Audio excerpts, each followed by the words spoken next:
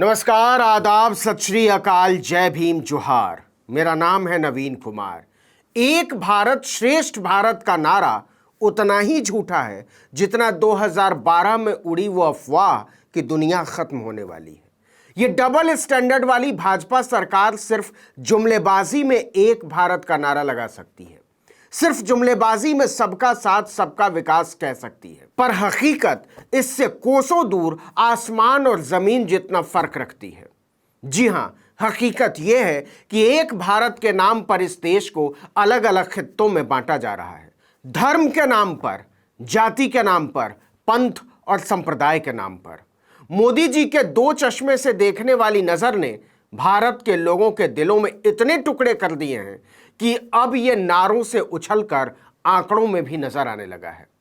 क्या आप यकीन करेंगे कि मोदी सरकार दुनिया में नाम करने वाली अपनी टॉप यूनिवर्सिटीज को भी धर्म के आधार पर पीछे धकेलने पर आमादा लगती है। जी हां, आपको हैरानी होगी ये जानकर कि सरकार ने दिल्ली की जामिया यूनिवर्सिटी और अलीगढ़ मुस्लिम यूनिवर्सिटी के बजट में जबरदस्त कटौती कर दी है।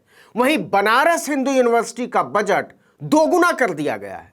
अगर इसकी पीछे वजह यह नहीं है कि एएमयू के नाम पर मुस्लिम लगा है, जामिया के नाम में इस्लामिया लगा है और बीएचयू के नाम में हिंदू, तो फिर वजह क्या है? सरकार के कांड के बारे में आगे बताएंगे, लेकिन अगर आज बीएचयू के संस्थापक मदन मोहन मालवीय जीवित होते तो अपनी ही बनाई यूनिवर्सिटी का बजट दोगुना कर दिए जाने के बावजूद सरकार के इस रुख पर शर्मिंदा होते। वो कभी नहीं चाहते कि जामिया और एएमयू का हिस्सा मारकर उनकी यूनिवर्सिटी को मालामाल किया जाए। अब सुनिए कि यह खबर बाहर कैसे आ गई, क्योंकि खेल तो चुपके चुपके कर दिया गया था, किसी को कानो कान खबर नहीं हुई थी। तो अब क्या हुआ, तो सुनिए। दरअसल आजकल संसद में सवाल जवाब का दौर चल रहा है। सांसद सवाल उठा रहे हैं और सरकार को जवाब देने पर मजबूर कर रहे हैं। जैसे लोकसभा सांसद हाजी फजलुर रहमान ने भारत की नागरिकता छोड़ने वालों का सरकार से डेटा मांगा था और डेटा आते ही देश भर में खलबली मच गई। इसी तरह एक डेटा केरल से कांग्रेस सांसद टीएन प्रतापन ने भी मांग लिया। इसका भी नतीजा चौंका देने वाला आया। सबसे पहले जानिए कि कांग्रेस सांसद ने सवाल क्या पूछा था। सवाल था कि पिछले 8 साल में मोदी सरकार ने अपने कार्यकाल के दौरान केंद्रीय विश्वविद्यालयों को कितना फंड दिया है। इसमें खास तौर पर 5 विश्वविद्यालय शामिल थे। दिल्ली का जवाहरलाल नेहरू विश्वविद्यालय, जिसको हम लोग जेएनयू कहते हैं, दिल्ली का ही जामिया मिलिया इस्लामिया, यूपी का अलीगढ़ मुस्लिम विश्वविद्यालय, ईटानगर अरुणाचल प्रदेश का राजीव गांधी विश्वविद्यालय और बनारस हिंदू विश्वविद्यालय यूपी। इस सवाल का जो जवाब सरकार ने दिया है उससे साफ जाहिर होता है कि भाजपा के विकास के पत्थर से न जात पात धर्म वाला हंडिया टूटा और ना ही मुसलमानों से हिकारत वाला। कैसे, ये आपको आगे के आंकड़ों में बताते हैं। जरा ध्यान से सुनिए। मंत्रालय के जवाब से पता चला है कि जामिया मिलिया इस्लामिया को वित्तीय वर्ष 2020-21 में 479 करोड़ 83 लाख रुपए आवंटित किए गए थे, लेकिन इसके अगले साल यानी 2021-22 में इसे घटाकर 411 करोड़ 10 लाख कर दिया गया, यानी पूरे 68 करोड़ रुपए काट लिए गए। जबकि हर साल छात्र बढ़ने चाहिए, प्रोफेसर बढ़ने चाहिए, विभाग जोड़ते हैं, नई नई गतिविधियां शुरू होती हैं, तो कायदे से बजट बढ़ना चाहिए। लेकिन मोदी सरकार ने जामिया के बजट में 15% की कटौती कर डाली। गौर कीजिए, 2014-15 में जामिया का बजट 264 करोड़ ही था, जो बढ़ते बढ़ते 2020-21 में 479 करोड़ 83 लाख रुपए पर पहुंचा। लेकिन फिर इसमें 15% रकम काट ली जाती है। देखिए कि चालू वित्त वर्ष यानी 2022-23 की पहली तिमाही में यूनिवर्सिटी को 105 करोड़ 95 लाख रुपए ही भेजे गए हैं अब तक। अब आइए अलीगढ़ मुस्लिम विश्वविद्यालय पर। जामिया में इस्लामिया जुड़ा था, अलीगढ़ में मुस्लिम जुड़ा हुआ है। संसद में दिए गए जवाब से पता चला कि 2014-15 में एएमयू का बजट था 673 करोड़ 98 लाख रुपए। 5 साल में बढ़ते बढ़ते ये लगभग दुगना हो गया, 2020-21 में 1520 करोड़ रुपए। लेकिन इसके अगले साल शिक्षा का अपार विकास करते हुए मोदी सरकार ने पूरे 20% यानी 306 करोड़ रुपए की कटौती कर डाली। 1500 करोड़ से सीधे 1214 करोड़। चालू वित्त वर्ष की पहली तिमाही में केवल 302 करोड़ रुपए सरकार ने भेजे हैं। लेकिन बीएचयू के बजट का क्या हुआ, यह जानना बड़ा दिलचस्प होगा, क्योंकि उसके नाम में हिंदू लगा हुआ है, मुस्लिम नहीं, इस्लामिया नहीं।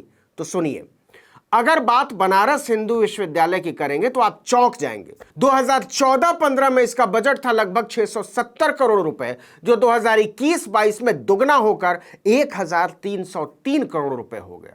वहीं अगर जेएनयू की बात करें तो यह तीनों ही विश्वविद्यालयों के मुकाबले सबसे गरीब यूनिवर्सिटी है। हालांकि सुधीर चौधरी टाइप के लोगों के अगर शो देखेंगे तो आपको लगेगा कि जीडीपी का सबसे बड़ा हिस्सा जेएनयू के लड़के लड़कियां ही खा जाते हैं। सच यह है कि जब से मोदी सरकार आई है, जेएनयू का सालाना बजट राई के दाने की तरह बढ़ा है। 7 साल पहले यानी 2014-15 में यह रकम 336 करोड़ 91 लाख रुपए थी और 2021-22 तक इसमें केवल 70 करोड़ रुपए का इजाफा हुआ। 2022 में यह बढ़कर 407 करोड़ रुपए तक पहुंचा है। गौर कीजिए, इसी अवधि में बाकी की टॉप यूनिवर्सिटीज का बजट बढ़ाकर लगभग दोगुना कर दिया गया। अब इन आंकड़ों को देखकर आप क्या बोलेंगे? जाहिर सी बात है, यही बोलेंगे कि जहां से भी सरकार के खिलाफ आवाज निकलेगी उसका पेट काट दिया जाएगा। जिस विश्वविद्यालय से जितने ज्यादा विरोध की आवाज उठेगी उसका बजट उतना ही गिरेगा। आपको याद होगा, सीएएनआरसी के आंदोलन के समय जामिया, एएमयू और जेएनयू की क्या भूमिका रही थी। टीवी चैनलों ने इन तीनों यूनिवर्सिटीज को बदनाम करने का एक सतत अभियान सा चला दिया था। हम सब लोग जानते हैं, हमने इसको देखा है। अच्छा, कमाल की बात यह है कि जुलाई के महीने में ही खुद भारत सरकार ने यूनिवर्सिटीज की रैंकिंग जारी की है। शिक्षा मंत्रालय के नेशनल इंस्टीट्यूशनल रैंकिंग फ्रेमवर्क ने इसे जारी किया है और इसमें एक बार फिर से जेएनयू और जामिया ने बाजी मारी है। हर साल मारते, इस बार फिर इंडियन इंस्टीट्यूट ऑफ साइंस के बाद जेएनयू देश की दूसरे नंबर की टॉप यूनिवर्सिटी है, जामिया तीसरे नंबर की है। भाजपा और संघ के खिलाफ खुलकर आवाज उठाने वाली कोलकाता की एक और यूनिवर्सिटी जादवपुर यूनिवर्सिटी का नंबर चौथा है।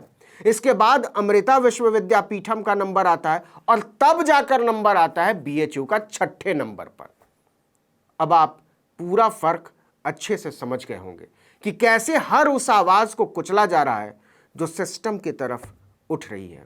और यह वार दो तरफा है, बाहर से भी और भीतर से भी। सामने से बोले तो पढ़ने लिखने वाले युवाओं को कई कई साल जेलों में सड़ा दिया जाएगा, लाइब्रेरी में घुसकर पुलिस को हराम मचाएगी, यूनिवर्सिटी के छात्राओं को हॉस्टल में घुसकर घसीटा जाएगा और अंदरूनी तौर पर बोले तो उन्हें पढ़ने के लिए मिलने वाले फंड में ही ऐसी कटौती की जाएगी कि ना वो शिक्षित हों और ना ही सवाल करें। यही है नया इंडिया, मोदी के सपनों का स्वराज। कि आप देख पा रहे हैं कि मोदी की एक आंख में सुरमा है और दूसरी आंख में काजल। इस वीडियो में इतना ही, लेकिन अगर आपने आर्टिकल 19 इंडिया को अब तक सब्सक्राइब नहीं किया तो फौरन कर दीजिए। बेल आइकॉन दबाइए, घंटी जैसी आकृति, लाइक कीजिए और कमेंट करके बताइए हमारा वीडियो आपको कैसा लगा। अगर यूट्यूब पर देख रहे हैं तो हमारे चैनल को सब्सक्राइब कर दीजिए, फेसबुक पर देख रहे हैं तो हमारे पेज को लाइक कर लीजिए, इंस्टाग्राम पर हमें फॉलो कर लीजिए और हमारा ट्विटर हैंडल है article19_India। नमस्कार।